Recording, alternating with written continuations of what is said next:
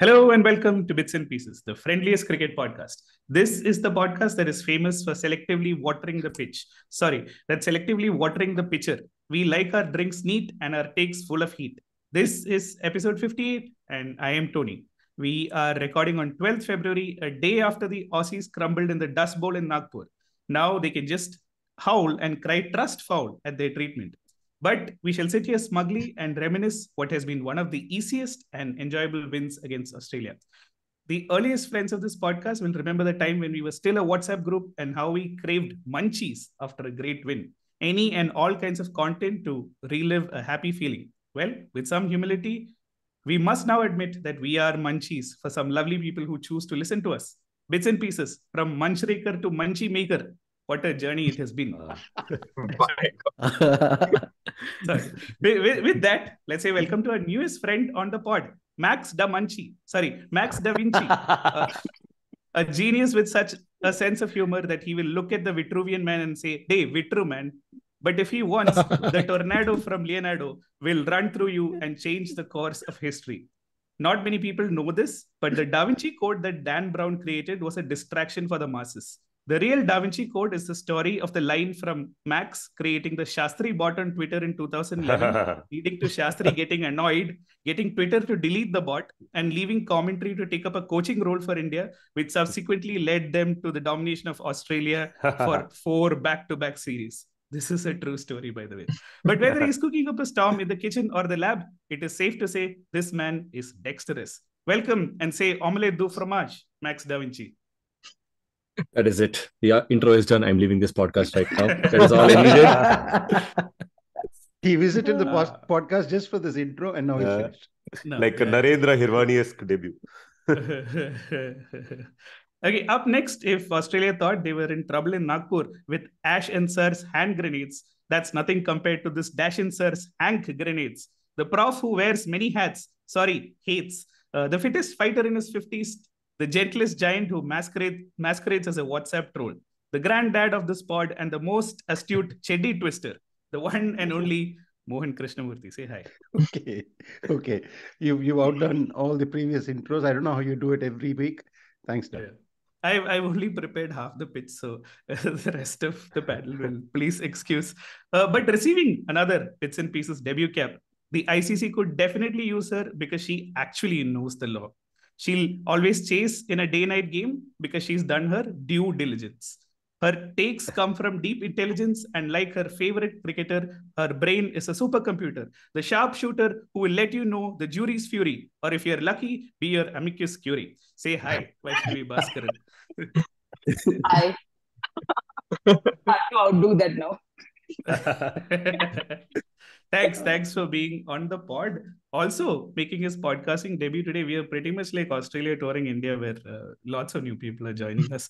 The latest addition to the K series that is run through this podcast. He was a stud con in B school, and now he's just a logical fan who says be cool because he's legit plays cricket. He opened with face fussle and bowls with pace and hustle.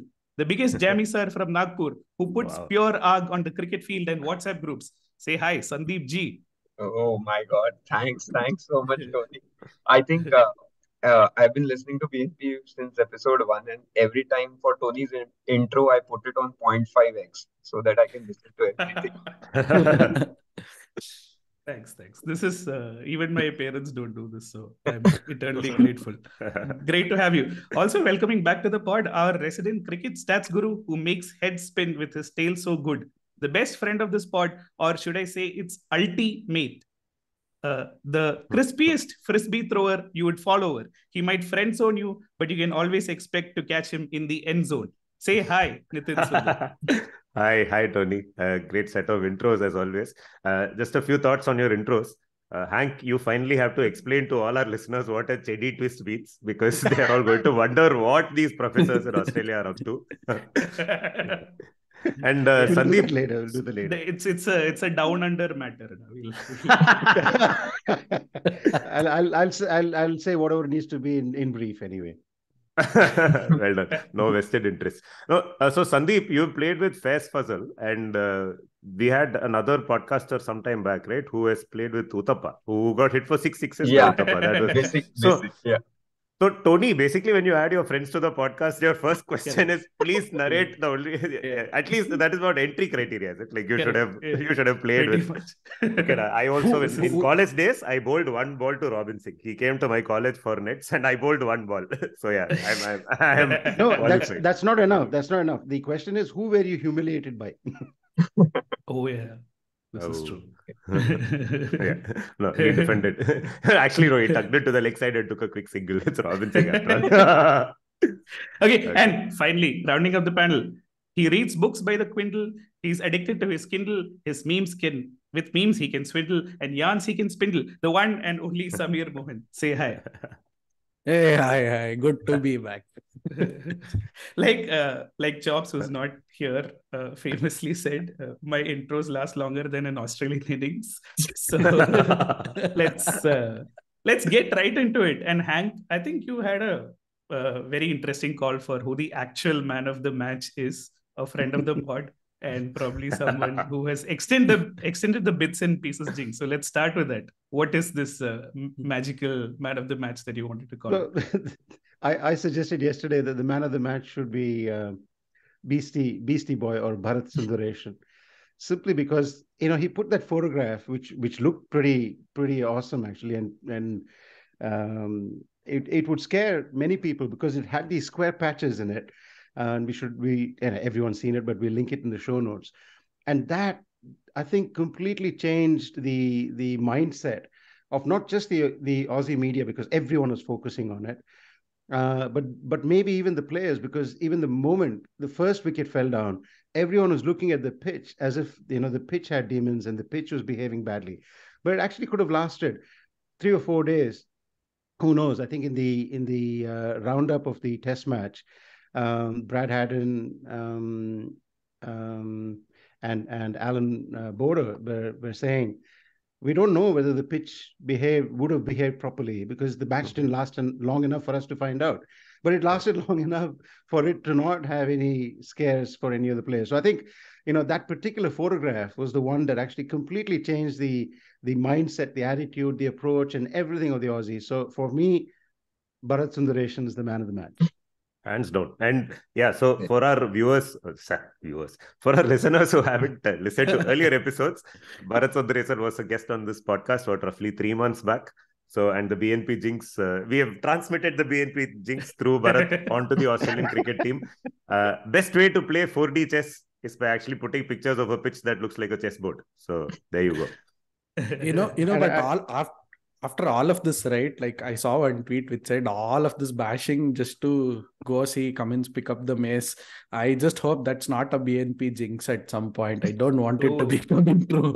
But yeah, I mean, we never know. Well, let's go back to where I'll stop at this point with the analogies and the contexts. BNP started one test into the South Africa series. Yes. And I thought of this yesterday. Okay. And that was full gloat based, preening all over the place. And then the next 2 tests. KL Rahul century. Don't forget, please. So we started. Bits, pieces and shards. Just one question here. I think Rohit played the first South Africa test, right?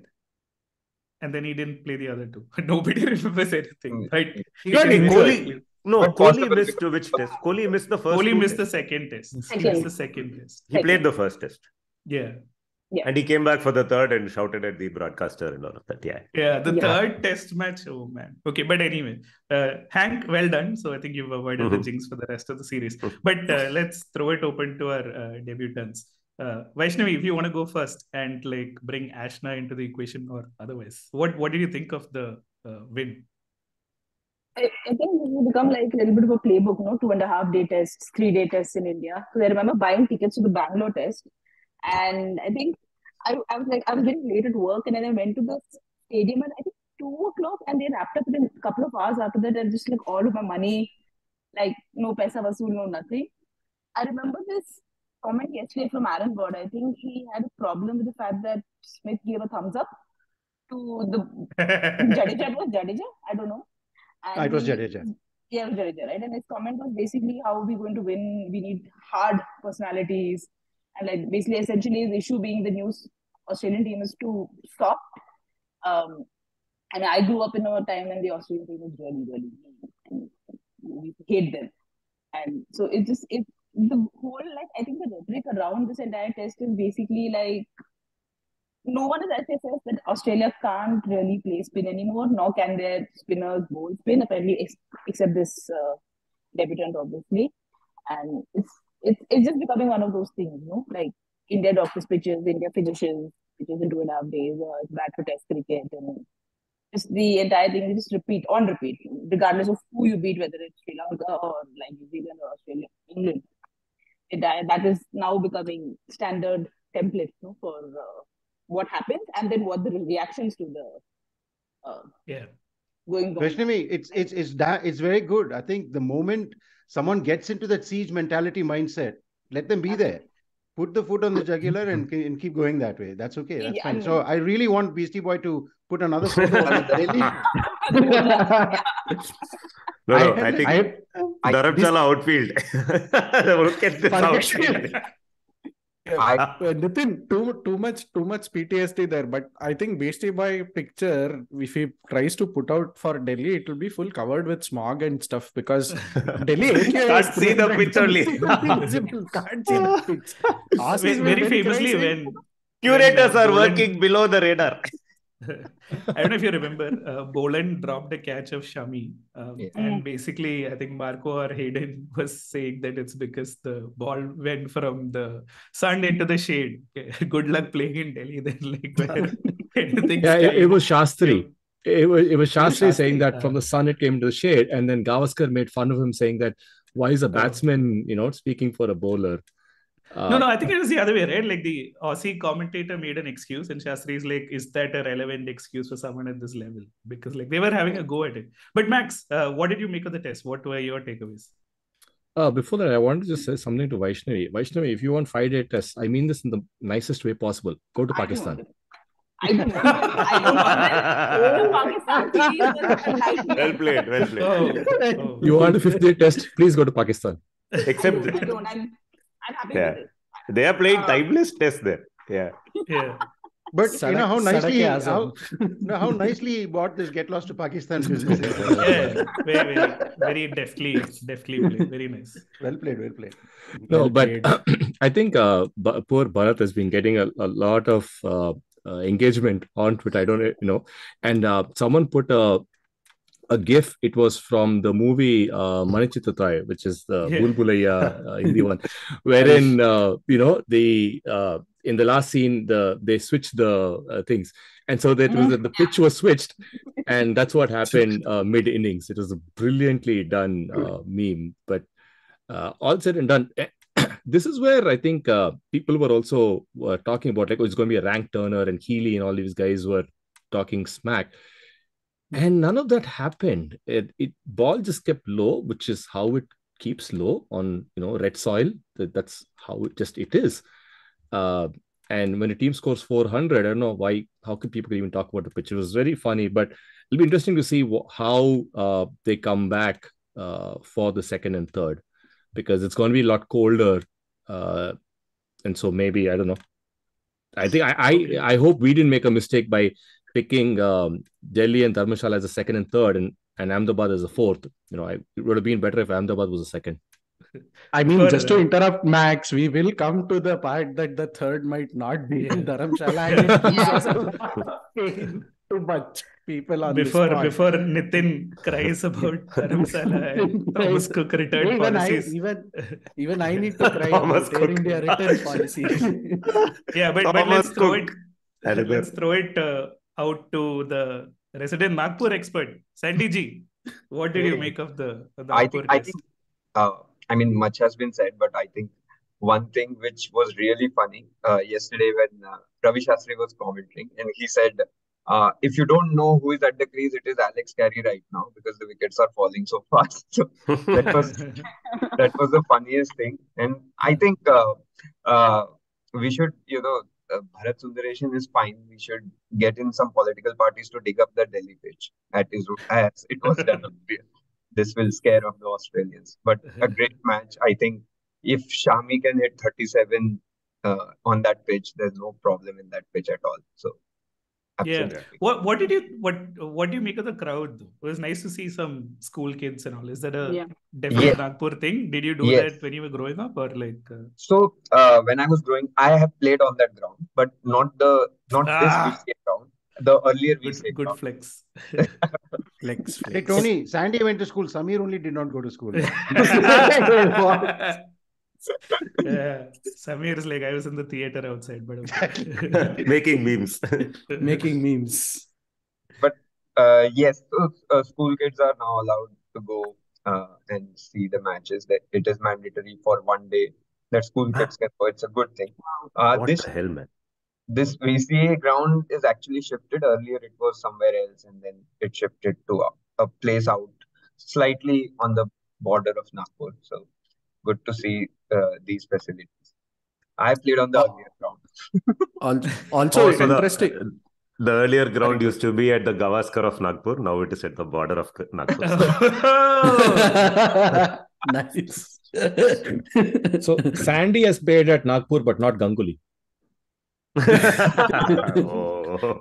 Flex. In fact, I have watched the match between India and South Africa where all the fixing charges came up. Fourth ODI, right? Or what? Fifth ODI. One of them. Yeah. The first ODI of that series was in Kochi, for which I had gone skipping school, and next day, like everyone had to bring leave letters. And I remember anyone who didn't have a leave letter was to stand outside. My 10th standard board exam was starting the next day, by the way.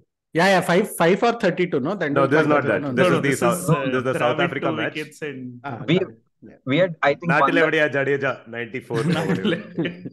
We had won the series, but we lost that match. I remember Anil Kumar getting run out. The Nagpur one, not the Kochi one. Kochi one. Kochi one, they won. Yeah, they had won the series by then. Yeah. Hank, you were coming in with something. No, I just wanted to correct myself. It wasn't Alan Border and Brad Haddon that said we don't know how the pitch would have behaved because it only lasted two days and a bit. It was actually Gideon Haig and Peter Laylor who are actually in India. They were filing their end of match report, and it's in that they said Gideon Haig said they just played badly. They did talk about team selection as well, but which we'll come to in a minute. But they just said they played badly, and if you're expecting a factual correction to make the edit of bits and pieces, clearly you can't be odd at all, Hank. With that, let me bring in 2 trivia questions, right, and set this up. So yesterday play lasted only 2 sessions, 2 sessions and an extra half hour, which was still before tea, as chai tea Max Da Vinci will tell us. But anyway, the trivia question is, who was the batter who scored the most number of runs on day 3 in Nagpur? Shami. Was it Mohammad Shami? Shami, no. Oh, wow. Second inning, Shami. Second inning, indeed. First inning, Shami. Yeah. Aksar, I think, scored 32. He was 52 overnight. Jadeja got out fairly early. Shami scored 37, right? And none of the Aussie batters could get anywhere close to it. Shami was clearly playing for his place at the next test match. And this rate, India will replace all their fast bowlers also. Which brings me to the... Sorry, Sandeep. Yeah, I'm saying which also brings me to the point that he now has more sixes in tests than Kohli is what. Well done. You got that in. Well played. Okay, now let me get to my second trivia question, which is that India batted only once, and of all the bowlers who batted for India and got dismissed, do you know who scored the fewest runs? Ashwin. Yeah. But Ashwin's a top order batsman, no? He came at 3. Yeah. He's not top order, dude. Also, interestingly, he was very happy to go in at 3. I don't know if you guys saw that conversation he had with Shastri and DK. He apparently wants to bat more, and he's like waiting for an opportunity to go as a night watchman or whenever he has to at 3, 4, 5 if he can. So yeah. Apparently, he has recommended. This is all news, then. We never knew Ashwin would be excited to go in and bat. Yeah, but wait for the YouTube video.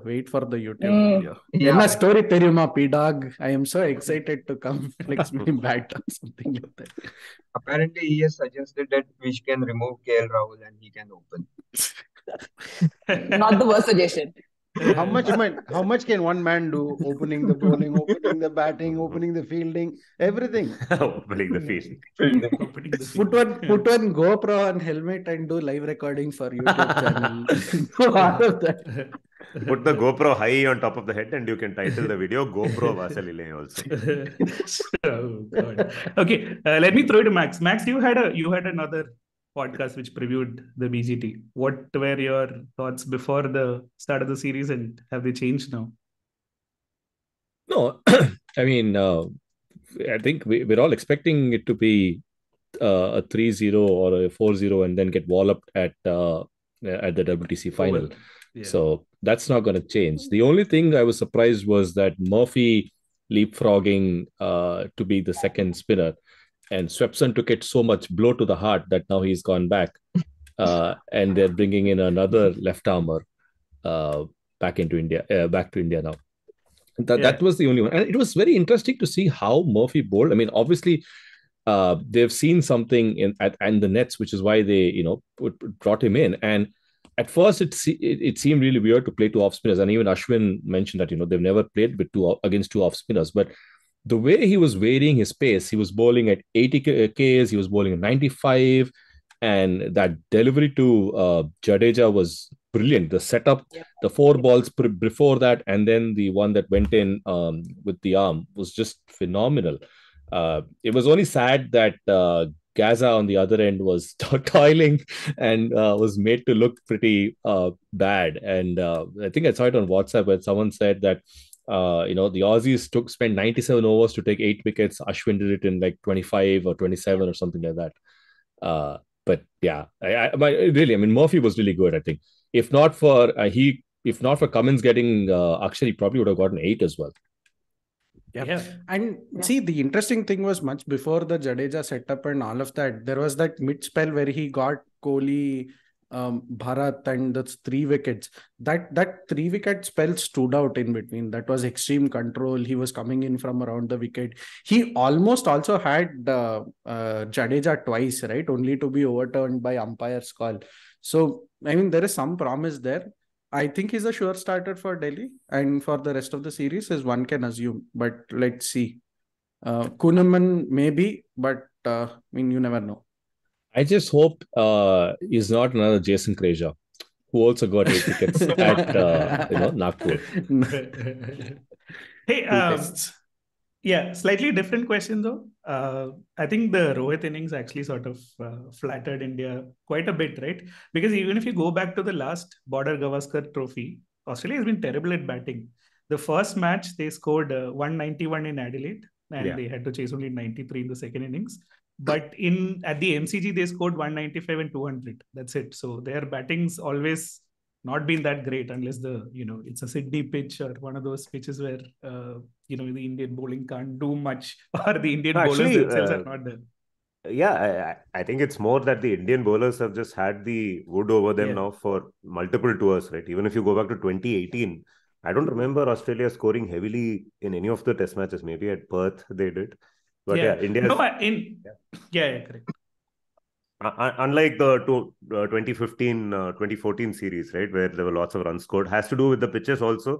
But Australia have been scoring against other teams, right? It's at home. But Nitin, seriously, if you look at the composition of this team, you just wouldn't have predicted what happened here. You just couldn't have. Which team? Yeah, you could. The Australia or India? Australia. Yeah, but if you look at it, right, Khwaja has been in sensational form. And not just in Australia, but also in, if you look at the Pakistan series and the Sri Lanka series, definitely. He's been doing really well. Warner is, going to be Warner, right? Okay, but still Labuschagne and Smith. Surprised that Head didn't go, but still, if you look at that composition, it's still it is a very, very strong team. Yeah, okay, they're hamstrung by the fact that Stark and really, you think Stark is going to make a difference? I don't understand how Stark makes the. Yeah, it's okay, but I'm saying that they're not available. So the selection was somewhat constrained. It's unfortunate. I think right. They might not have played. They wouldn't have played 2 spinners. I think if both Hazelwood and Stark were available. Yeah. Correct. So they, you know who the spinner who would have been dropped would have been, right? Like Murphy would never have played practically. exactly. Yeah, But is exactly. it so is it a good thing that Murphy did well? I'm not sure that it's a good thing for them that he did, because he's now forced to play. They can't drop him. Is that a good thing for Australia from a composition point of view? I'm not sure. I mean, they'll be much better off playing Swepson in the first match as a leg spinner to get that variety, and then seeing what happens with. Now they have Swepson going, and you have Kuhnemann coming in. I just don't know what their selection is going to be from here. With Green not there, they have problems. No, but I was looking at it from the other side, right? Basically, I was saying that Rohit's score has flattered India. Because when Rohit got out, it was 229 for 6, right? And when Bharat got out, it was 240 for 7. If you take out Rohit's 120, that's practically 120 for 6 that India has lost.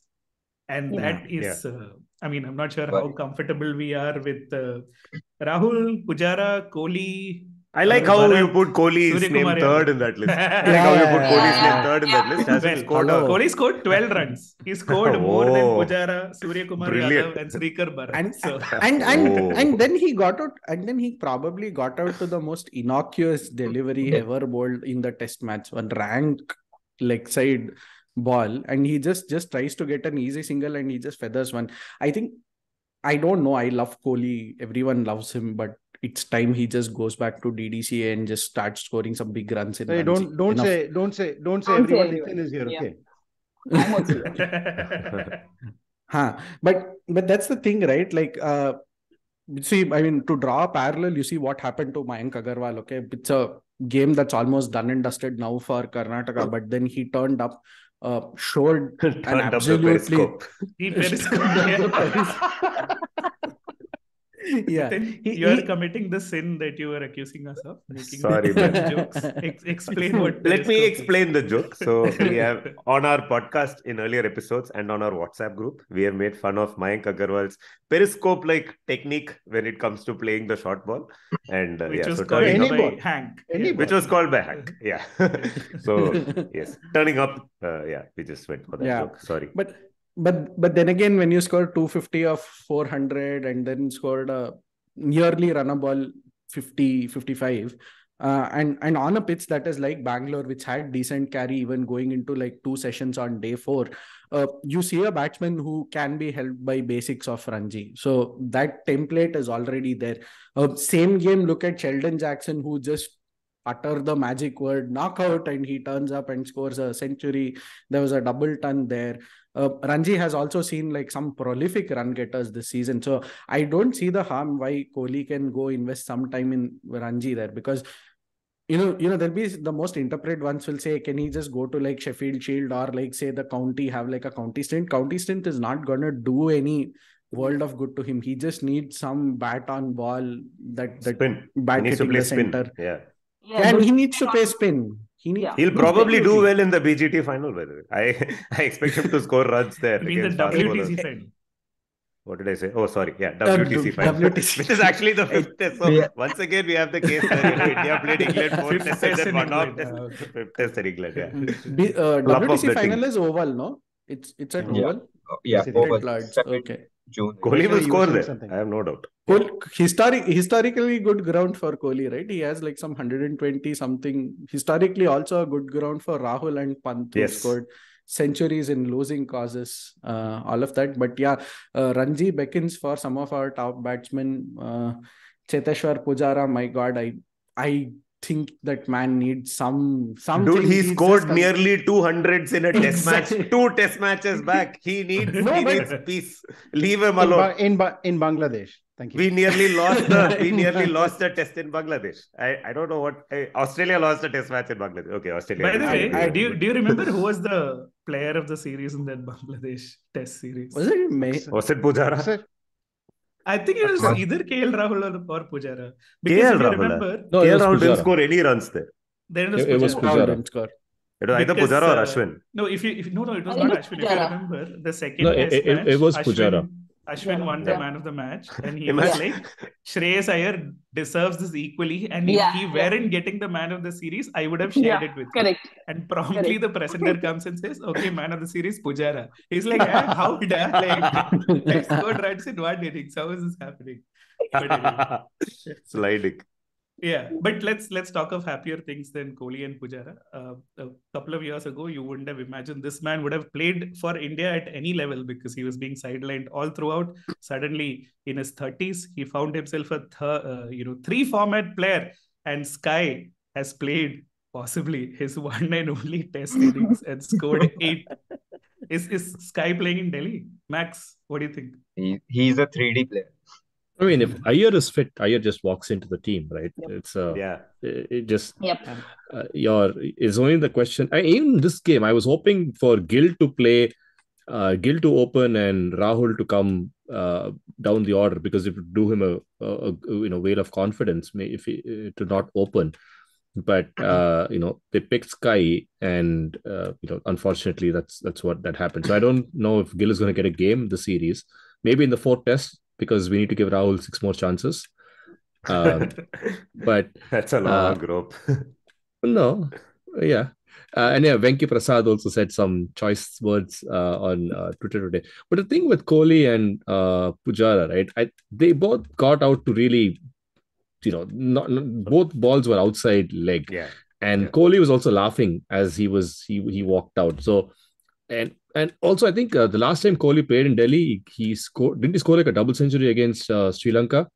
So you never know. If you say so. Everyone nodding very sagely. but there's a difference, right? So Da Vinci, Mayur, there's a difference between the way Pujara, he just flicked it in some sort of panic mode, and it went for that catch, right?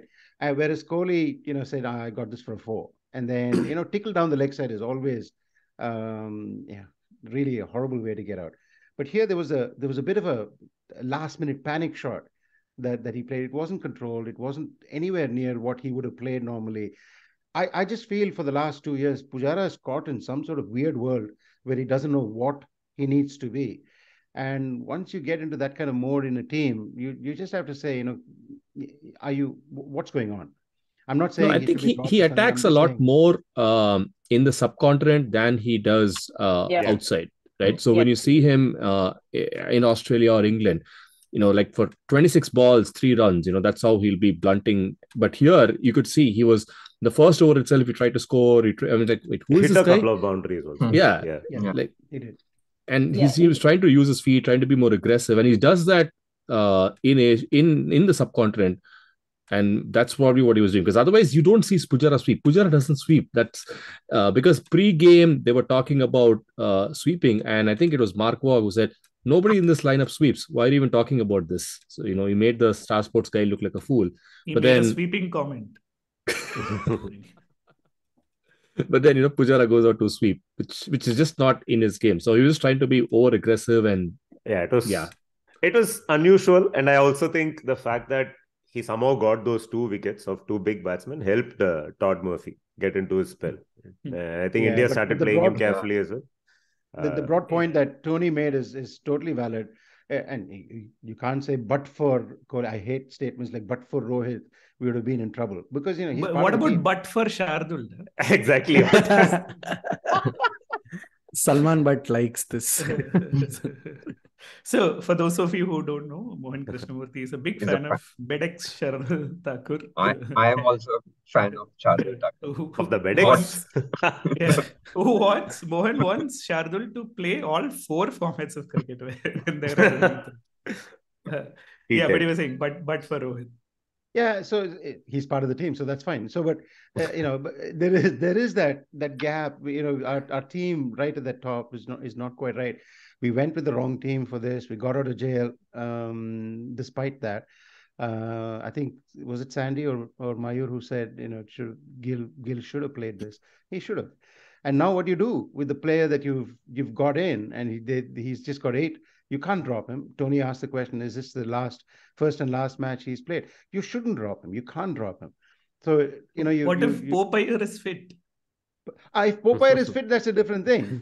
Then unfortunately... I think I think Sky will play if Iyer is not ready for the second test, but if Iyer is Has ready, to he play. automatically comes in. Guys, Iyer has been making TikTok dance videos with NCA for the last 2 weeks. What is happening? Like, One does very anyone really important- know what his injury is? I want to bring the quorum back to one important thing. Teams have been only announced for Nagpur and Delhi. Third and fourth not announced as yet. Hey, so stadium itself not announced. What are you talking? I don't want to. There is too much crying in Air India happening there, so I don't want to go towards that point. Yeah, again, for the Thomas Cook. For the benefit of our listeners, a bunch of us, including a couple of us on the spot, myself and Samir, had made long-term plans to go to Dharamshala for the third test and watch it. We have all booked our travel, our accommodation, everything. We are just waiting for BCCI to release the tickets. And the news that comes out over the weekend is that the test match is likely to be moved out of Dharamshala because the outfield is not ready for international cricket. They only had about 6 months to get that ground ready for its most important match in 5 years. But the BCCI, the State Cricket Association, run by Mr. Anurag Thakur, has not made the outfield ready. So there you go. But in another unrelated news, in 2 months there is going to be a state elections in Karnataka. So please join the dots yourself. So as to where the third test will be. But that's the thing, right? I think there's a cunning ploy over here. If India loses Delhi. And going back to Mayur's point, right? Because it's a different kind of pitch in Dharamsala. They may have had this as a ploy to say, oh, we'll shift the match to Motera or something like that, just to introduce. No, shift the game to Bangalore. The game to Bangalore. No, I think Vizag and Mogali Cricket Stadium are the front runners right Mogali Cricket Stadium. Mogali. What is that? Oh, world famous Vijaykant meme, which will be shared in show notes, please. Yeah, but we spoke a lot about the batting. What about the bowling, Vaishnavi? Clearly, Jadeja applied Vaseline or ointment or outshone Ashwin in the first innings, but once the ICC fined him, he wasn't able to do that, and Ashwin stepped into his elements. What are your thoughts on the bowling and Ashwin, Jadeja, and everyone else? Unbelievable, those guys. I mean, Jadeja by himself is just like 3 cricketers in one. Just an unbelievable cricketer in test matches, especially in India. That I think both the times he got Labuschagne, both those balls were like crazy. The one to be bowled to Smith, unbelievable. Just such a high quality cricketer, Jadeja himself.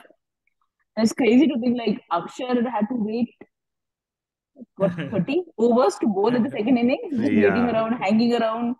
I think Rohit was talking about how these guys are piling pressure on him to let them bowl. Each is at some random landmark. Record, all of them just that's crazy. I mean, it's just ridiculous to think. And I saw some comment on Twitter also, wherein if you play Unadkat as the only seamer, you bat all the way down to 11. Essentially, this team in India, it's just mind blowing. I mean, I can't imagine facing these guys. And I know Australia didn't play well and all of that, but I can't imagine any team coming to India currently at this stage winning more than I don't know, like a test match at max. Yeah. I in fact think of these 3 guys, Ashwin, Jadeja, and Akshar Patel, similar to another holy trinity, which is Federer, Nadal, and Djokovic. Right? It is, you initially had Federer and Nadal, and they were, the greatest of all time, 2 of them playing incredibly well and all of that. You thought you are not going to top this era. And then out of nowhere, and out of Djokovic comes and, places claims to be even better, right? Like being so consistent across. That's exactly what these 3 guys are. Now, with all 3 of them playing together in India, they bat beautifully. They bowl beautifully. There's so much variety. There's so much. It's a triple threat, right? Though Jadeja and Akshar are left-arm spinners, they are as different as they can be. Yeah. And Ashwin is multiple spinners rolled into one, right? I would say he's the Federer. Akshar is Djokovic. So yeah. Interesting anecdote from the test. I think end of day 1 or something, there was a graphic that was shown in the live feed which said the degree of spin of both Indian and Australian spinners. I think it was Hayden and Shaz on comms.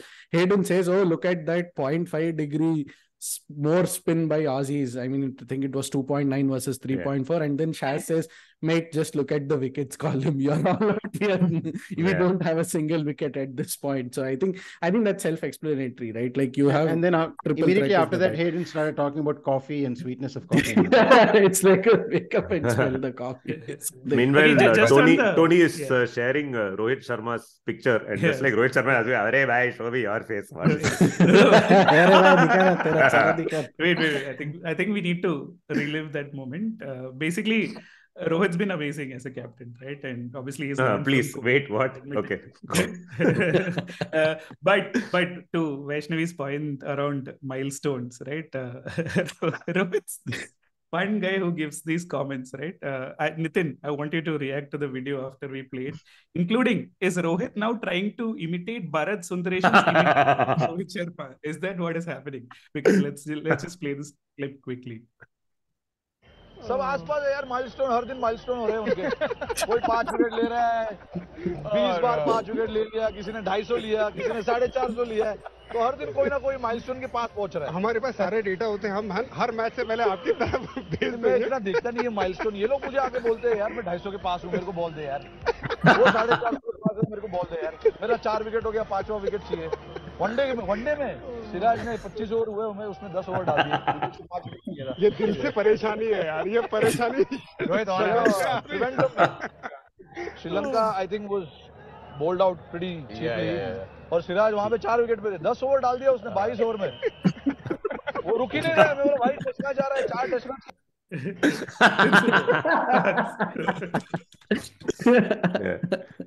What do you say? It's an embarrassment of riches. It's sad that there is no ICC trophy to show for it. We will not go there. all of this will be useful in group therapy after some semi-final exit, or when Cummins is holding that stupid mace. We'll come and say, "Hey, kya sabhi log milestone hai," and then there'll be that meme which says empty trophy cabinet or something. Till the MAC happens, we can continue talking about the MAZE, which means Australia finds itself in, right? And just to bring that Rohit point to a conclusion, there was a review which was taken, and like all good camera people, they pointed directly at the captain, and Rohit's anxiously waiting for the screen. Hey, मेरे को क्यों दिखा रहा है? That was awesome, dude. That was awesome. Unfortunately, can't be played in an audio podcast. Okay, will be linked from the show notes. If we can find it.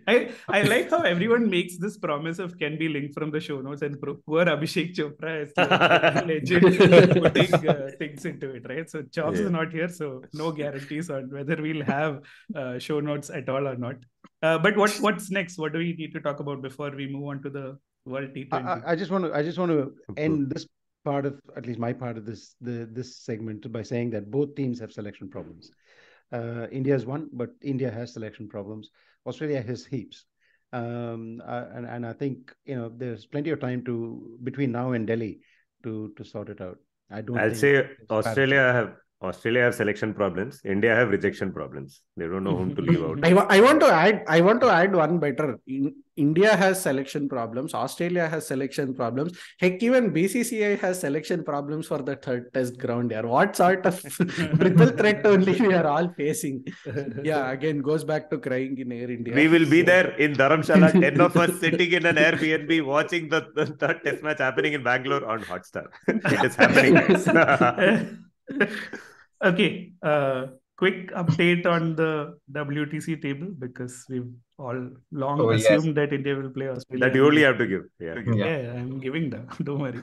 So, I mean, the only reason this is still a discussion is because Sri Lanka can make it if they beat New Zealand. Can someone explain to me what Sri Lanka is doing at number 3? Okay. For the benefit of our long-time listeners, I once bulbed really badly on Sri Lanka during the Asia Cup by writing them off in the most...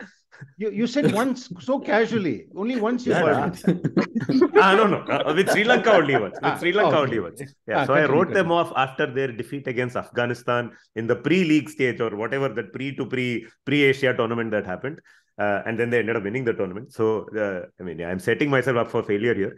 But Sri Lanka is currently number 3 on the WTC table. I have no idea how they got there. Are there extra points for the length of national anthem? How do they get to number 3? Does anybody know? That's what we're looking at, right?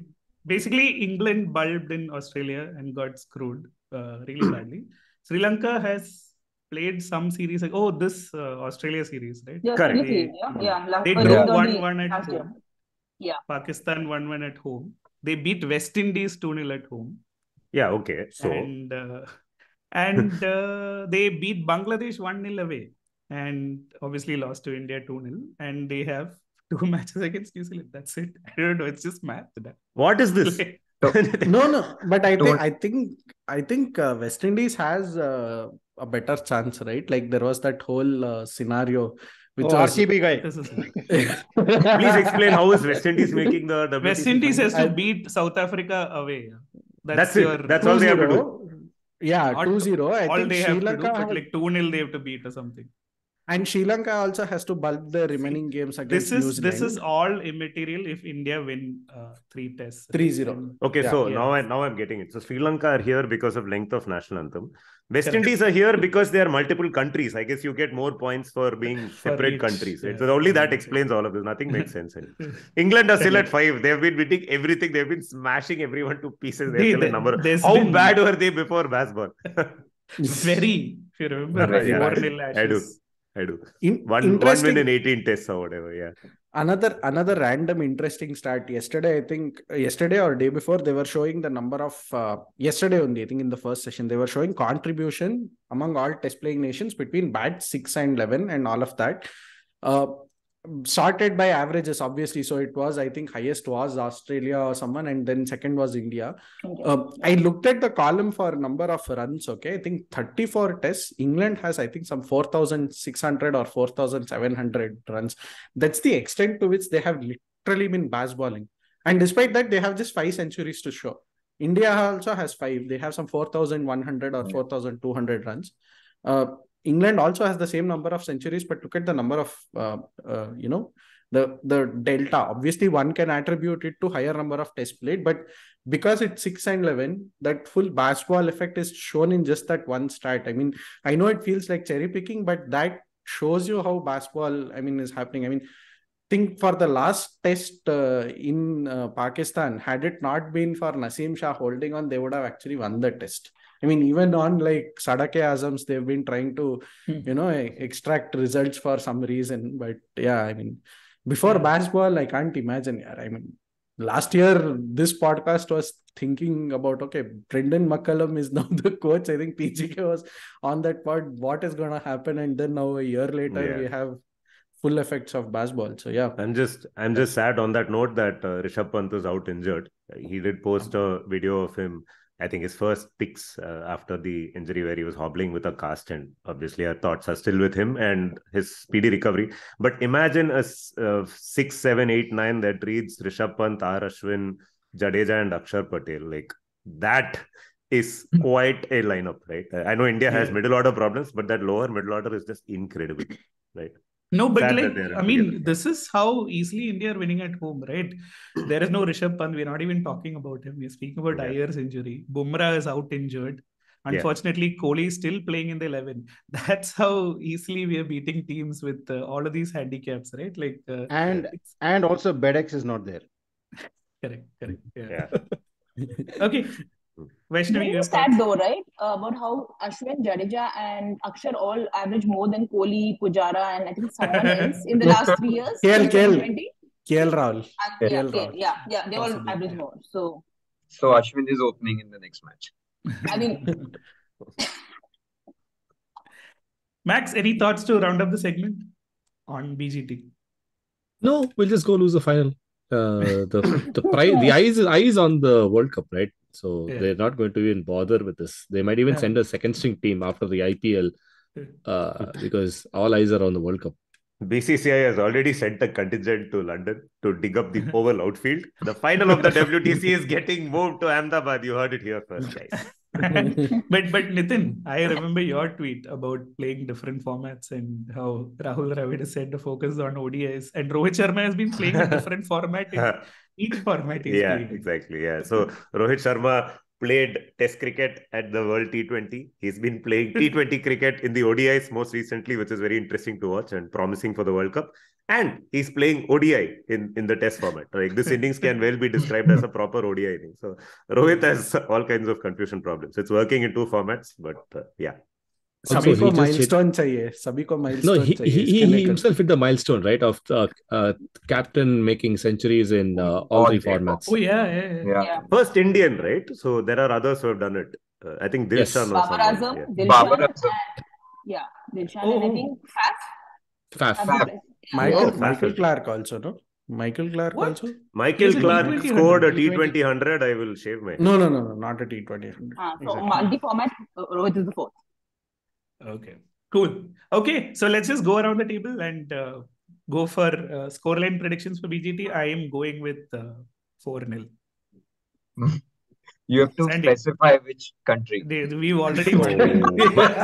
Basic level of math you didn't do. That's why you were in IMK along with me. But anyway, tell Sandy. Scoreline. 3-0. 3-0. Okay. Yeah. Where are we getting a draw? Okay, anyway.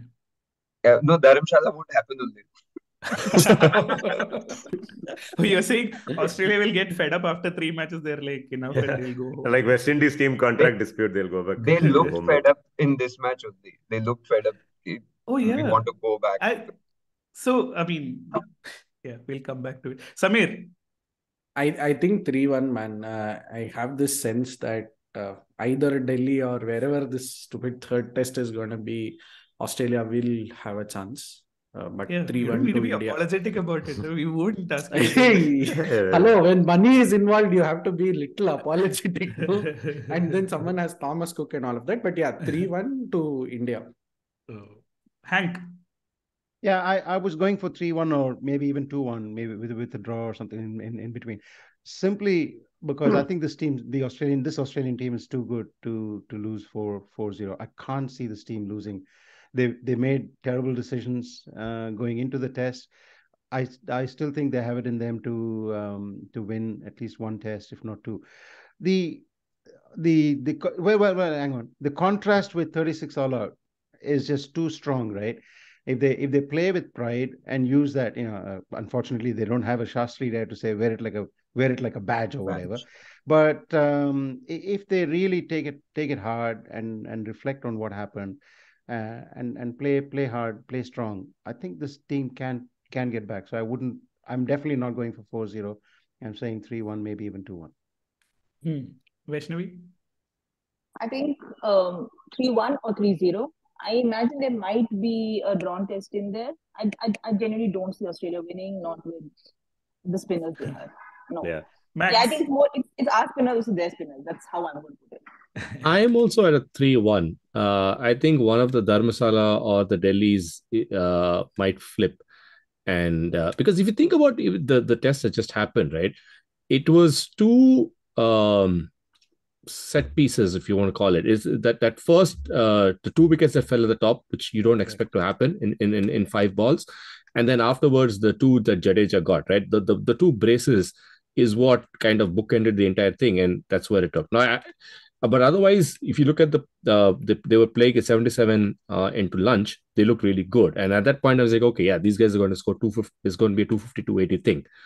But then that Jadeja brace is what broke them again. So if not for those, I think this would have been a pretty good first inning score. That's why even Smith, when he came to speak to the broadcasters, he didn't speak about the second innings at all. He only spoke about the 177 because that would have been very different. And I mean, Khwaja has done well in Pakistan, so I definitely see this coming back. They'll pick up at least one. They should. I mean, yeah. Otherwise, the next season of the test will be very bad. Last season itself, they discounted BGT in 20 seconds. Yeah. I don't think they're filming this at all. It's all very serious stories. We went to Pakistan, historical series, this, that, and the other. I think, This part of the test is going straight into the bin. Correct. Nitin, Prime Video hits this. I'll go with prediction. I expect India to win 3 test matches, either a draw or an Aussie win in the 4th.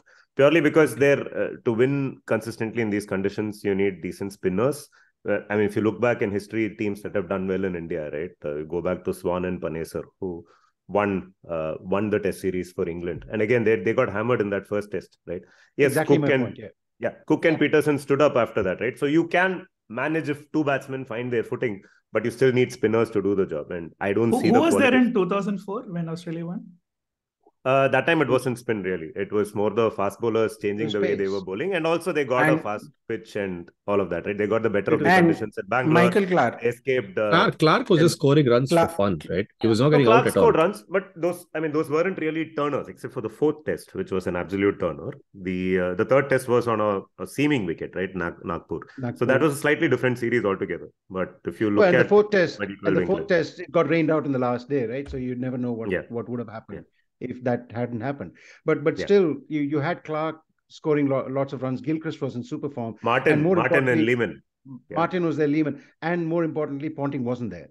So it just gave them a huge fillip. And they were great players of spin, must be said. Though Smith and I know that Marnus doesn't have a great record against spin. People keep saying that, but I think he'll find a way. So they'll find batsmen who can score, and I'm surprised that Travis Head didn't play despite his record in the subcontinent.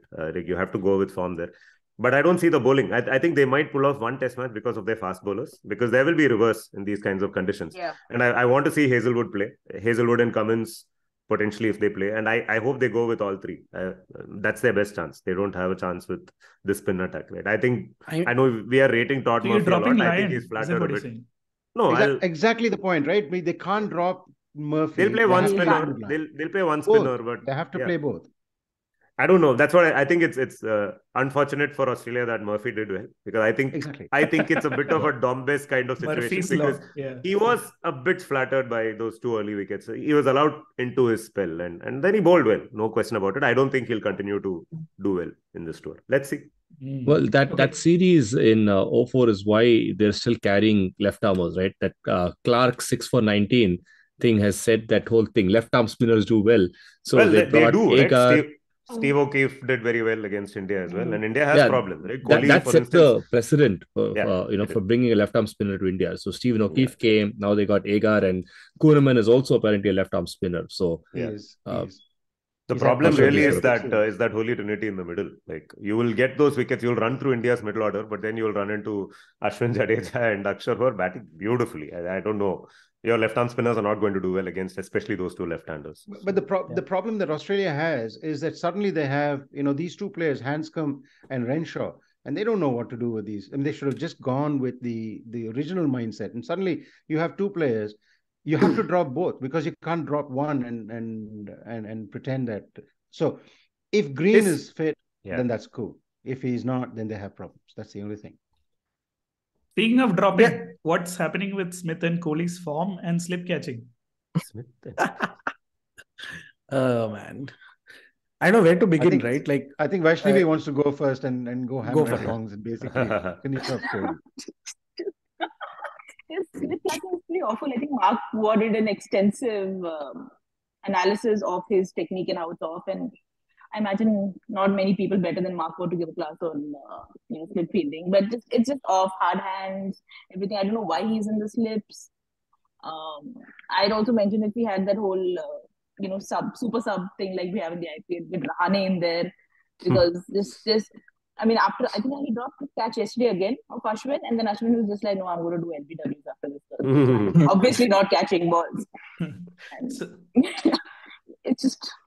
Yeah, no, the fun thing is I just looked at the scorecard. Other than caught keeper, there were a total of 4 catches in the match, right? And I think Australia dropped 5 and India dropped 3.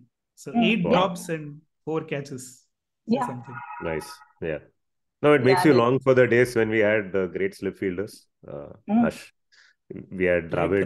Sehwag used to be very good. Ajinkya Rahane, of course, was very good. Even Azhar was really good. Oh, yeah. Okay, to finally round up this session, the most annoying... It lasted longer. It lasted much longer. No, the most annoying... I'm still going for another point. The most annoying thing about this test match was how calm Cummins was. Right, like at least with Payne, there was banter behind the stumps, and I'm looking at Cummins, and the man is like rock solid, right? And he's like yawning away in one corner. If it was the Indian media, they've probably gone after such a captain. But what do you think of Cummins' captaincy, Hank? Oh, big fan, big fan. Ever since he came into the scene, and watching the second season of Test, I know they didn't include many things that should have included. I actually like Test 2 better than Test 1. And I think with McDonald as the coach, he just lets the players do their stuff. And I genuinely believe, watching what happened in Pakistan, this team's too good to get beaten by and out with this defeat. I know it's been a crushing defeat. It would have been pretty bad for their ego and all that, but they'll come back. They're a strong team. Tremendous respect for Cummins, the way he's molded the team. He's made the Australian team actually lovable. Who would have thought, 10 years ago that would happen? In certain quarters, they actually look like a team that you could get behind. Yeah, I'm not so lovable can that I get hope India gives one more signed jersey to Lion at the end of the Exactly. series. Please. Make it happen. But moving swiftly on to the World T20 that's happening. Vaishnavi, you want to go and tell us what's happening? I think India is playing Pakistan today, right? At 6 Today is, I think, the Asian derby today. I think all the Asian teams are playing today. India plays Pakistan. Is billed as one of those big. You got to, the same vein that they build the men's thing, the Badla and all of that.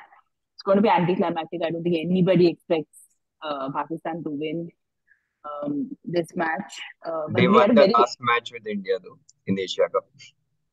Oh, yeah. Well, yeah. But I mean, I think this should be jinx proof. Essentially, this particular prediction, it's horrible if you're going to lose this. But we've had like a serious, I think, upset. I think people would call it. Sri Lanka beat South Africa, last ball finish. I don't think anybody expected that, despite what South Africa has been doing, or CSA has been doing with their players. They've lost 4 of their top players in the past year alone. It's a new side without its captain, without a lot of. I think the leading run scorer in 2021 was dropped on fitness issues. So essentially, they lost 2 or 4 of their big names on fitness issues. People have strong opinions. I have strong opinions on the subject. Yo-yo test. 0.3 seconds. 0.3 Yeah. seconds. Correct. They have a 2-kilometer run, which I think it's 9.3 for women. I think it's the same. The one that Bristol also had an issue with, Magala. I think it's the same test. So the women's standard is 9.3. So Dani Van Niekerk, I think she completed her 18 2-kilometer seconds. in. Yeah. She missed by So 18 I seconds. think 18 seconds. So she's out of the cup. So they've lost their captain. They've lost quality all-rounder. Last year they lost Lizzelli. Then I think Mignon du Preez wanted to play only T20s, but I think CSA said no, you don't get separate contracts, so she's out. It's not looking great for the South African women, I don't think. Not. I mean, they look a completely different unit than they did a year ago in the 50 over World Cup. They were a quality unit in the 50 over World Cup. And suddenly just things aren't going great for them. Well, what about India's prospects, though? I'm not overly confident. I think the women's team has the same trouble with the men's, and they just don't seem to know how T20 cricket should work. Here's the thing, right? The Indian women, I think the team bats very deep. It has the same spin bowling trifecta sort of situation going. They have a high quality pace all rounder. And I think mostly what's super frustrating for a lot of the fans is the fact that you always end up in a situation where you're not all out. Your all-rounders haven't played, their full potential, and you're just at a very, very middling score, which will do in the Asia Cup. It might do against a couple of other teams. It just won't beat England. Is certainly not Australia. You need your big names to go heavy out the door. Which I don't think they do. They just play a very weirdly conservative brand of cricket. They have separate T20 and ODI squads, but 2 of their T20 specialists have strike rates under 100. And I'm not sure what is going on. It just seems largely a selection issue for the women than it is a quality issue. Yeah. And the other thing is Australia as a team, the women's team just is on a different orbit. I mean, yesterday, 97-run victory over... Was it you, Vaishnavi, who tweeted something that said, we just want to know who's the lucky team that's going to play against Australia? I think most of people, that's the thing, right? I mean, it is who's going to be number 2. That's the biggest question. So are we saying it's going to be Ireland versus Australia in the finals and Ireland win again? Sandy, you have Mm, Are you ready to pop the cork in the champagne?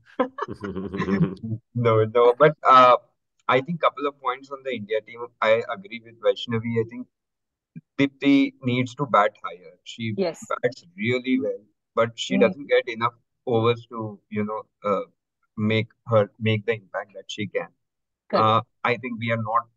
I mean, I don't know why we keep on playing other players above her. And same with the bowling. I think we need, uh, you know, Renuka is good, but I think we need to us a bit more firepower in our bowling. Pooja Vastrakar, I think the people who don't have a lot of potential but don't work are Pooja Vastrakar and probably Shefali, which we have been discussing on this pod for a long time. Shefali is endlessly frustrating, I think, to me at least personally. Yeah, but I think we have uh, the talent, just that we are not able to, you know, make take advantage of that. I mean, I was reading an article on Fatima Sana, Pakistan captain, and she Yeah, said uh, in Pakistan it's just school cricket and then it's international cricket. There's yeah, nothing in between for women. And now that I think that PSL, women's PSL, is also shifted from March to September. They don't have anything to do. Yeah, IPL won't take. I mean, sorry, not IPL. yeah, they won't take them. No, no. Yeah, Yeah. WPL won't. So, I mean, they are actually in some problems. But Indian team, I think we should make the most of what we have, and we're not doing that at present. Yeah, I mean, it seems like, people say intent all the time, but it genuinely seems like an intent issue over here. I think it's an avoidable issue entirely. Wherein I'd rather see them get all out for 120 than this 150 bullshit because you're never going to win a world title if you continue playing like this. But they'll make the final We four. just won the Under-19 World Cup. Yeah. Yes. My money's on England. My money's on England for number 2. Reminds me of Jones's tweet that Australian. Oh, I forgot what it was. Anyway, He tweets a lot. No, but like I think it was something like India has both the under-19 men's and Yes, women's yes, thing, yes. and Australia has something else, and England has something The else. I 50 forgot over. what those some things were, but yeah. Yeah. I'm Australia guessing has England both has them. the men's And both the 50 men's and tournaments, T20 World Cup, and Australia has the women's women, 50 and and T20 World yep. Cup, and India has the Under under-19. Under 19 World Cup. Yeah, yeah. And and New Zealand has the test maze, and they're soon gonna give it up. So yeah, yay to that. So, Tony's favorite team. Tony's favorite team. No, the T20 World Cup is actually works out very well for me because the games are at 8 a.m. and 12 p.m. Unlike the BGT, which is killing my sleep schedule, which starts at at 11 o'clock. So I just watch the replay. So I'm watching it, and my girls are like, "Appa, what is this? Why is they playing and not becoming out? And why are they not scoring?" I say, this is test. This is the pristine. This is how they play and all that. So she's like, "Okay, fine." She's following, and okay, because the ball spun and all that. And then at 8 o'clock, I'm watching. At 12 o'clock, I was watching the. It was the first game, right? It was the first game, the Australia New Zealand game. And then the New Zealand innings, they were just like the first over itself. There's 2 wickets. And I was like, why are they becoming out, Appa? They have to play, right? Because we were just watching, like the men's team are just nothing's happening. Jadeja was just, There's a proper just pushing the ball around. There's a proper explaining cricket to kids in America situation. Yeah, but it's good, right? Because here's the thing: when I'm watching the men's version, they're like, "Oh, Appa, is there no girls' cricket?" And so now, at 8 in the morning, on a weekend, you eat breakfast, you watch the women's game. So that's really nice. I like it for that, and India will probably make the final 4, so it'll be good until then. And then, but yeah, the Aussie team was just crazy today. Like Healy and then Elise Perry and this, it was just different. Ash Gardner. She won the man. Yeah. Those Player of 5 the wickets was crazy. Gardner. And the other thing about Cummins, when Hank was saying, actually, I have never noticed. My younger one noticed. He has blue eyes, apparently. Yeah. And yeah, he does. He's the blue-eyed boy of Australian cricket. Yeah, my objectively 4-year-old beautiful, notices, dude. and he says, "Appa, I like him. He has blue eyes." I'm like, "Oh yeah, he's good. He's a nice. He's the most likable in the entire Australian squad. I don't remember the last time there was someone as likable as Pat. Yeah, maybe okay. Hussey. I think after Hussey, he's the most likable Australian for me. And yeah, he has blue eyes. So people with blue eyes are, good. He's also the most likable, menacing fast bowler in the game. I can't think of another. Stein was likable in a different way. Bumrah is very likable, please. You're right, yeah. Bumrah. Actually, you were there. Even Shaheen is likable. Yeah. Vaishnavi, you were there when that Sri Lanka series when it lasted 2.5 days. Yep. I think Vishwa Fernando, I want to say, who was retiring. He basically bowled Suranga Lakmal. I was there when that was Lakmal. happening. Suranga Lakmal, he bowls him and then he goes and shakes his hand. Yeah. It was a lovely move. Yeah. Really So Lakmal gets bowled by Bumrah and he's walking back, right? Yeah. Because the pavilion is behind him. And Bumrah is running all the way. We are like, what's happening? We are in the stadium. We're wondering what's happening. He goes and pats Lakmal on the shoulder and says, "Well played. Thanks for a great career," and all of that. So meanwhile, Rahane was removing his jersey and signing it to give it away. But speaking of watching cricket with kids, Nitin Sundar, you were there when the category killer ILT20 was happening in Dubai. Tell us. Tell us, is cricket over now? That ILT20 started. Yeah, quick update from the ILT20. I don't know if the tournament is over. So the playoffs were going on during this week. So this it's was over. It's over. It's over. Okay, excellent. Did Sunrisers win? Who won? Wait, I think there was SA-T20 and ILT20. No, it's today. SA-20 is at the same time. Yeah. So anyway, both are on Jio Cinema. So it's the finalists today. You have a lot of facts about the tournament except what is actually happening there, which is very good. Which is exactly how it should be with T20. No, so there is this league which has been going on in the United Arab Emirates, where I live. On one of the WhatsApp groups that we are a part of, somebody forwarded a thing saying, "Hey, use this coupon code and you can get cheap tickets for the ILT20." I clicked on it. There were tickets for 20 dirhams. And 1 dirham is roughly 22 rupees. Okay. The coupon was a 20 dirhams off coupon. So effectively these tickets were 0 dirhams. I said, okay, there are like free tickets available. So I purchased 3 tickets. I just kept them. Okay, well, we'll go maybe if I want to. Right. This was in the morning of the game. The first playoff. Right. So this was between Desert Vipers and Mumbai. Gulf Giants. Gulf Giants versus that's the Yusuf Pathan team, right? No. I mean, maybe, but he didn't play. Yusuf Pathan is still playing? Yusuf He's Pathan, a captain. Actually, he's a captain. He's a captain of one of the teams. Yeah. Pathan is the captain. Severe WWE feels when Hulk Hogan is still you're confusing with Road Safety series. But yeah, that is also like that. Anyway, so we go there. By the way, it's a beautiful ground. Once you get into the Dubai Cricket Stadium, it's really good. Access to the ground is not very good because it is at the ICC headquarters. They've not really, as you would expect. I don't think they collected enough overrate fines to fix access to the ground. But anyway, once you get in, it's a beautiful stadium. We were in cheap seats, but they're very comfortable seats.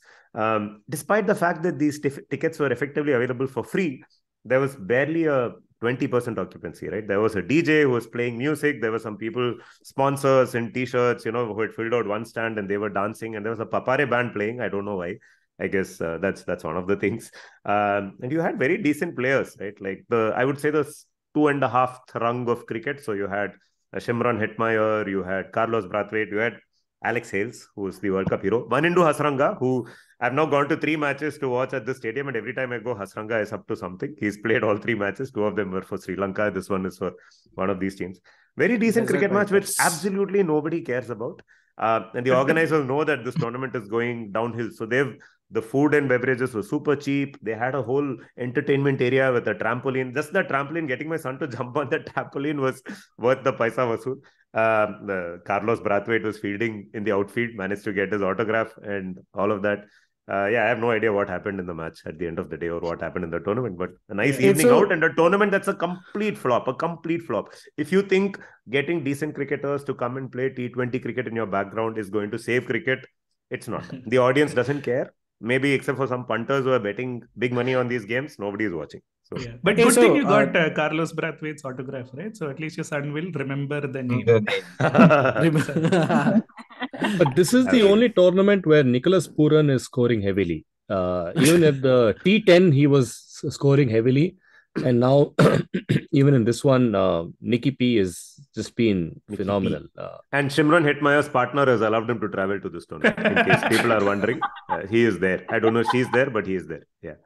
So I just checked the schedule. Okay, so this one is again a repeat of the game. First tell us who won the tournament. Exactly. The final is today, man. Tom Moody is coaching one of the teams, by the way. Exactly. The final is today, man. Okay. So full. This is that is SA20 final. Sunrisers have made. I don't know why both tournaments final is today. Both are coached by Tom Moody, is it? Over Zoom. Possible. No. So okay.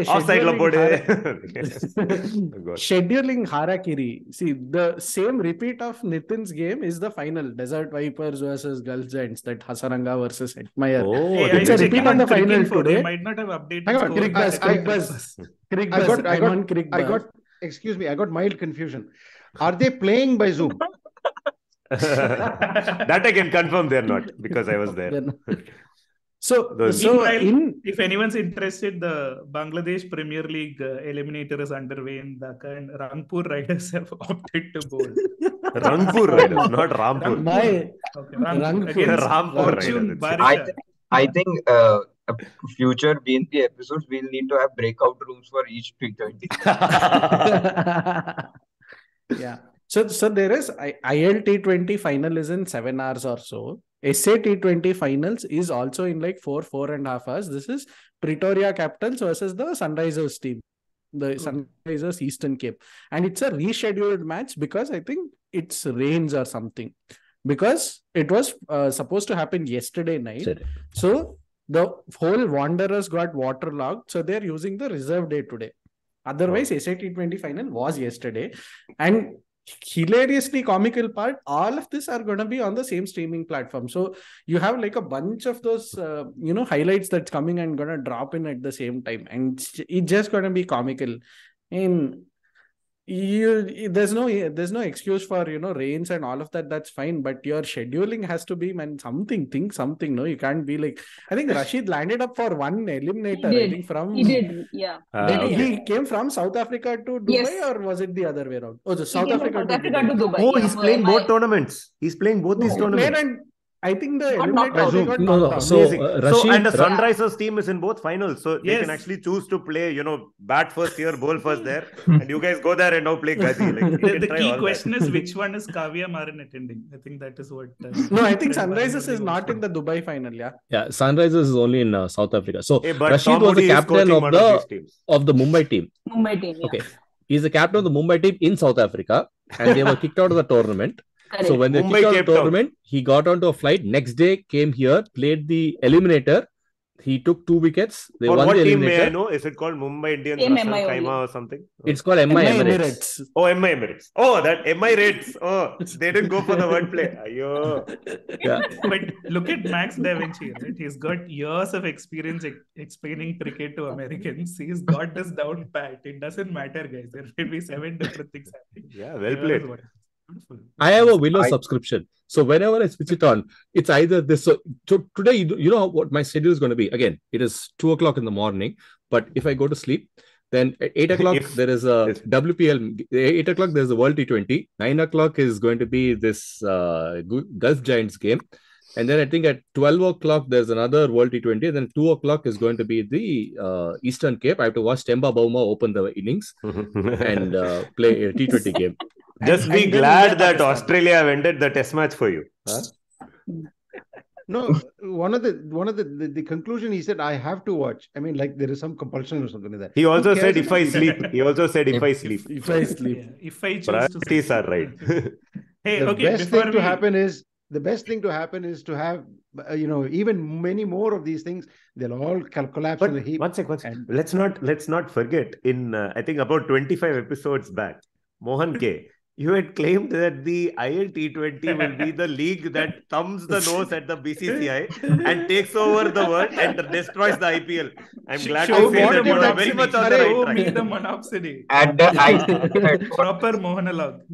They are showing me the monotony if you go there to watch that tournament, by the way.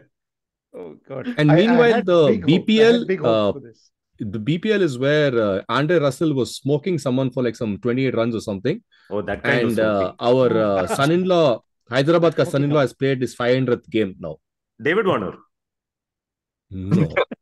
The Who real is son-in-law of Hyderabad ka Hyderabad. son-in-law? We have no idea. Shoaib Malik. Oh, okay. He has played his 500th game. Wow, what a player. Wow. What a player. Amazing. Okay, so before we round up this episode, I think the WPL, the actual like legit T20 league auctions are around the corner. Yeah, so tomorrow. Yes. Tomorrow. Yeah. Vaishnavi, And I just whoever wants to. I just want to call out one thing before Vaishnavi should be the rightful one. Look at the players roster for the options. We'll definitely add that to the show notes. It's a study in how you make Excel sheets. Okay, so there are 409 players who are listed for the options.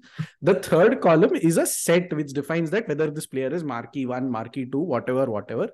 The classification ends at player number 80. From player number 81 to player number 409, that entire column is blank. Alphabetical order.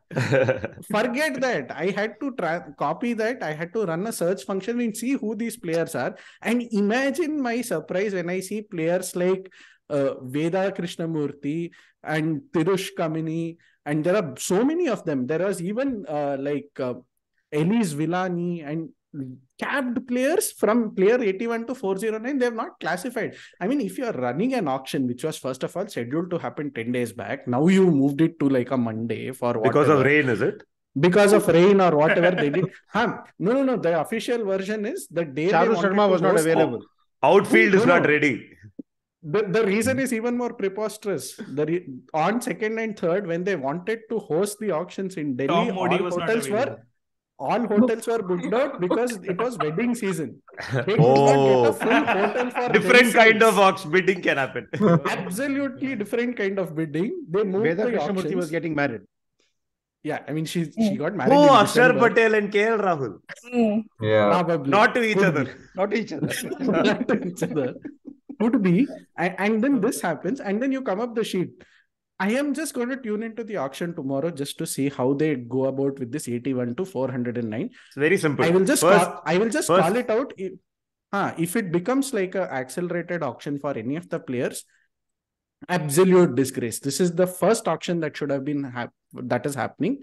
All the 409 players should have been given an equal shot at it.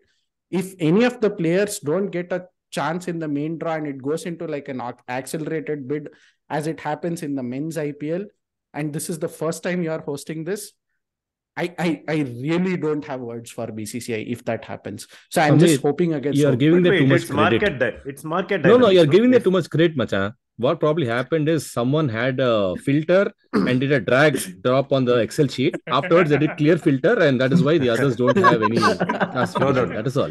No. You're giving this too much credit. First 80 players marquee, उसके बाद तेरी marquee. Also, they have a female this auctioneer joke this will time. make the final edit, but not your factual correction. How do you Okay, now let Vaishnavi speak about the WPL draft, which was the plan. It's interesting. I think 4 franchisees have announced their coaching staff. It's got stuff like Charlotte Edwards, Vidya Greenway, and the current England coach. I just imagine they already know who they want to pick, right? I mean, it's what, a total of 90 players? Total of 90 players. So you get about 35, I think, overseas. 5 7 per team. associates. 7 per team, right? Yeah, 35, 35. yeah. 35 overseas. And they think there are about 6 associates in the auction list. So I'm not sure if anyone will sort of do that. They may not. I don't know how many buyers they'll have. So I think there's about 40-ish Indians open for basically bids and auctions, right? I think the larger issue most people have is this is the number of people, because the BCCI's whole thing thus far has been that there's no depth in the country, there's no depth to justify a league and all of that. They've given us number of 90 people, right? Now, what this will essentially mean is high quality internationals not getting bids. Because you imagine what all 15 Aussies will come in.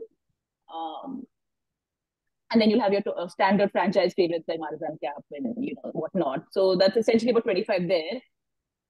I think a lot of quality internationals, England players, and the like are not going to get bids. I think most people have sort of whittled down the list to about 3 or 4 English players, 3 or 4 maybe from New Zealand, the like. So I think a lot of people are going to be severely disappointed. I'm also not sure it's super helpful, because I think the Indian contingent will also be largely people, in and around the India pool already. So I don't know how helpful it's going to be for domestic depth, and which is basically, you'd imagine the goal, right? I mean, for a league is to have your domestic players, imagine hanging out with Elise Perry or whatever. And I don't know how many of the uncapped Indians or your domestic players are even going to get a shot at this. So I think, forget about all of this nonsense in the PPT, but I think it's just the structure is also fairly disappointing, I think, for most. The other thing, just to add, is I think you are supposed to, in your team composition, team 11, have one associate player and one uncapped Indian player, right? Associate in the player is final optional. 11. Associate player is optional. If you want to have 5, the 5th has to be an associate player. Associate. Oh, okay. Or you can have the other 6 can be Desi, basically. Okay, so it's still similar to the men's IPL only. It's 7 plus 4. I mean, the 5th one is introduced in case the associate has to play. Oh wow! Yeah, that is disappointing. Yeah, it is. And here I am thinking, having dreams that this is the only fair shot for RCB to finally win a trophy, and then come to face this disappointment. Is RCB not there in ILT20? No, RCB put out one glorious press statement saying they conserved all the cash to have the women's. This is a game for her. They had a full PR, media blitz and all of that. They even tweeted out saying, we are looking for bowlers who can consistently bowl 130 plus. Please come to our nets. All of that, which is like, okay, fine, slap head and all of that. Mike Hessen is still the technical director. So he's going to oversee the operations for both the men's and women's team. And I was like, okay, fresh slate, fresh start. They're not going to do another auction where they buy Rahul Dravid, Wasim Jaffer and all of that and open with them. And here I am being given a reality check. I mean, I should have seen the Excel sheet before this auction. But yeah, I mean, the point there is some of the technical team is insanely strong. I don't know how much the mentoring will happen, assuming that someone like a Mumbai Indians is going to have like a fairly long-term thing where the associate and the India uncapped and the uncapped players from the league will still continue to be mentored as how Mumbai Indians men's players are done. So there is some silver lining there, but given the whole flip-flop that has happened around just this auction getting started, just the whole league getting started, I am still skeptical. I just want the first ball to be bowled. It's going to be one of those tournaments where you are going to be skeptical till that first ball got bowled and, Brendan McCullum lapped Zahir Khan for that 6 in 2008. So I think something like that's going to happen, and maybe WPL is going to take place. WPL is the thing that's going to change cricket. I mean, I am still with Hank that IPL is going to do jack shit even next year. So yeah, there is that. But terribly disappointed. See, yeah. No, sorry, Hank. Don't worry. Keep going. Hank is a believer now. He's like Hank is a Hank. Yeah, we should. Hank for the last 3 or 4 episodes, he's been saying that he's going to watch the IPL. I will. This year I will, but time constraints provided. As long as it is happening on a Saturday. Hank, did you watch the UAE ILT20? You mad or what? Same streaming platform. He was watching SA20. But the thing is, let me just state this, right? It just does my head in. Not a single Pakistani player in the list. Not a single one. This was an opportunity. It's the women's game. Remember, the first 3 seasons of IPL had Pakistani male cricketers as well in it. It was an opportunity to make that statement and broaden out and be an inclusive tournament, and shot it completely. It's just shocking. Election year, Hank. Election I understand. year. I understand. This year, next year. I understand, but yeah. I mean, I think there are a couple of players from Thailand, UAE, and so Rwanda also. Rwanda is a good story. We talked about it last week. But to not have a single Pakistani woman in that list of 408 players or something like that is just disappointing. I just want to I think just as obvious as it is that the current kind of setup won't include Pakistan in anything, I think Hank, while it is captain, obviously, I think it is important that we keep calling it out to say, we are not part of this, right? And it might be the same thing that you keep repeating for the next, 5, 6, 7 years, hopefully less. But I think there needs to be enough noise, right? Because you got to call it out. Yeah, because let's look at the parallel, right? Which is, slightly different. But when you evaluate noise made by Australia about pitches, I'm not even looking at if it's a credible sort of media outlet, if it's biased, unbiased, any of that, right? I'm picking the strawman arguments from that country and completely going against them, saying, are you guys living in some past era? What is this dust bowl nonsense? Pitches can be whatever they are, right? And I think it is important to, as minor as those voices are, and we all agree in our groups on certain things, I think it's important to put out there that we don't stand for this nonsense. Tony, the pejorative, the dust bowl pejorative has stuck because it's been relayed, it's been played, it's been part of the fabric of the narrative for 30 years. So you have to bring in pejoratives, however much we hate it, like green ball and bounce ball, right? To keep hammering that in. And I do that in everything. There's a bounce ball or a green ball. I was just quote retweeting you, that's all. but boss, Pakistan, Pakistani players are not playing in a tournament that is being held in Dubai right now. Okay, so that is how it is. And you're wondering about Pakistani players being... Because of India's... because of there are no Indian Pakistani owners. players in the ILT20. What, when you saw the match? You didn't realize it? Why? No, now I realize. I didn't check which all countries. No. Because they're all owned by the Indian teams. So same reason the SAT20 also has no Pakistani players. I just forget SLT, forget SAT20, forget ILT20, forget the fact that no single Pakistani player has been allowed into the IPL, WPL, whatever. Usman Khawaja did not have a visa till at least 4 days before he was due to travel, just because he was born in Pakistan. I think it's time we need to call this bull, pick the bull by its horns and tell what it is. I mean, sport is not politics, man. I think that's the one takeaway. You are the best, most stylish left-handed batsman. I know you got done in by 2 good deliveries by Siraj and Ashwin and whatever, but your track record is just amazing. You're just coming out of a 195 not out.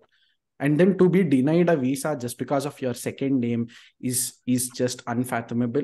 I think Hank is right that however small the voices are, we need to keep amplifying it.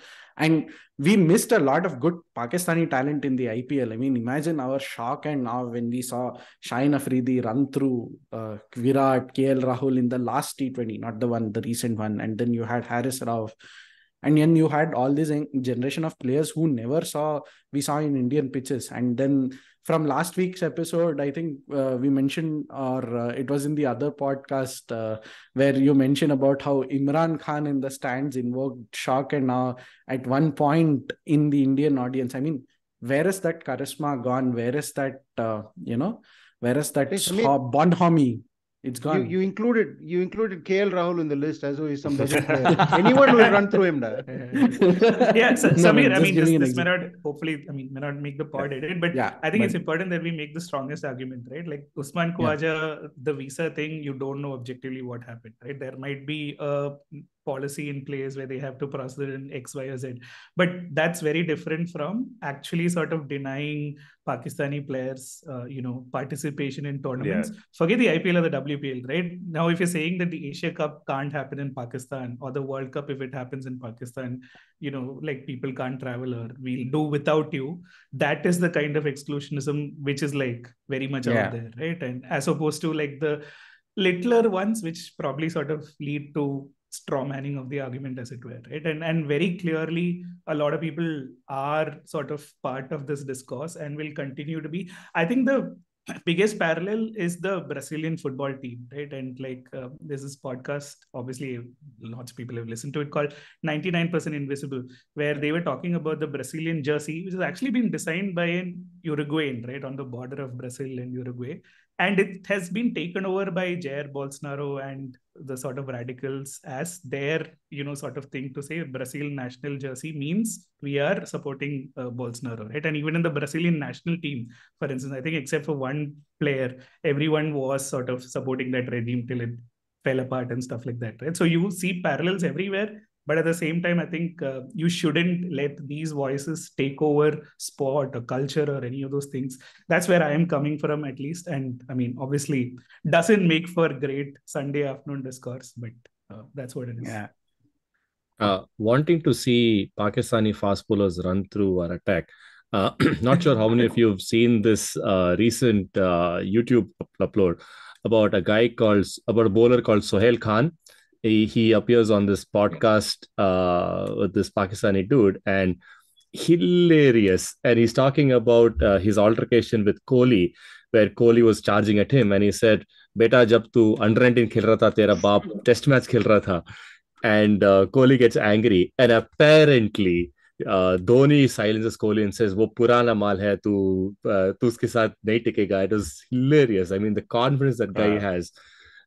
He is the guy actually I want to watch. Sohail Khan will be box office if he was played. And Interesting anecdote. Sohail Khan was the same guy who appealed and got an unsuccessful DRS in the 2015 World Cup. Was it against Kohli or Sharma?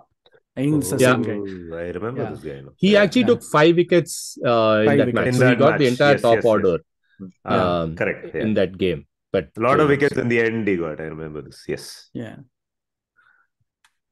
All right. Cool. I think editor Nitin Sundar has started looking like Trencher facing Ravindra Jadeja.